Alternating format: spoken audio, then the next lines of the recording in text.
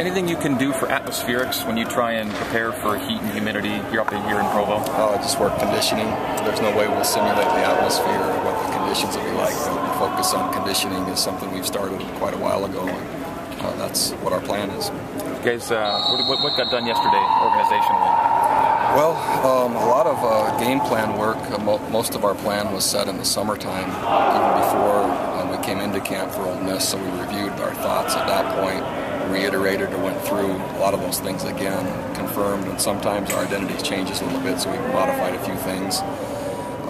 And so there was initial game plan work today. That'll happen again tomorrow. Then there'll be a Tuesday format practice on Saturday. So on a day like yesterday, are we meeting amongst coaches or coaches with players?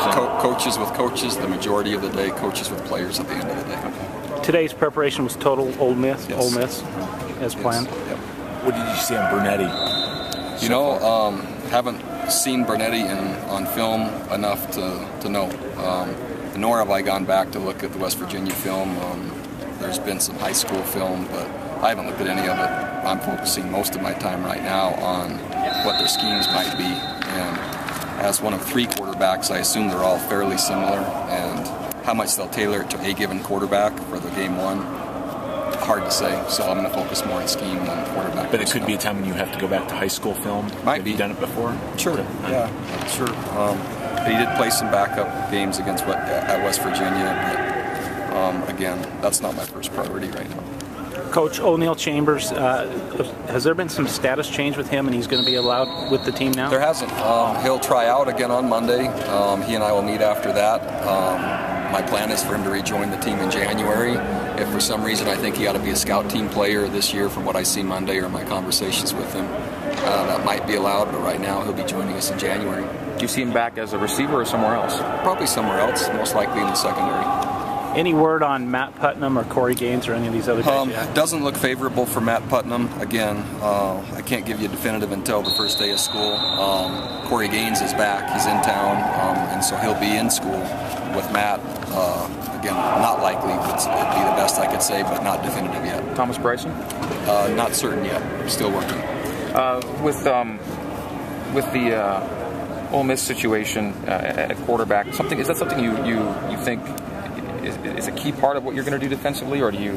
Well, I think just from a standpoint of how much you'll actually give the quarterback, if there's been a quarterback battle, the reps have been divided.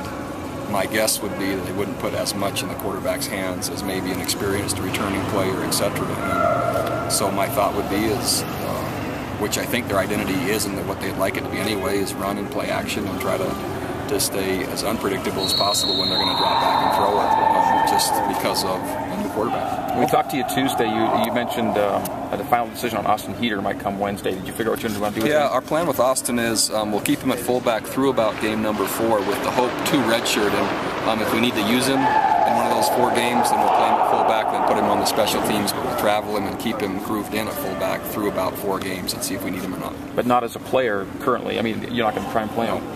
Okay. Over summer, do players tend to watch film of Sure. teams when they watch Ole Miss, and do you encourage that? Or Sure. I mean, we can't encourage much. I mean, based on what the rules have to say, but a lot of our guys are intrigued as to what their first opponent will look like, and all the film is in, so they have access to the computers. So there weren't many personnel surprises when I met with them yesterday because they'd already seen at least who they might be going against and who's returning, so they had a good idea that way. do you gauge much that there's a difference in how a team prepares over the summer for a BCS opponent as opposed to? You know, it's hard to say. I think the urgency or maybe the excitement for the first game is about even no matter whom you play, but if you have a chance to go on the road against a good opponent, maybe the urgency to it is a little bit more. The excitement's probably the same. The urgency of preparing might be a little different. Noting the preparation level and the accelerated nature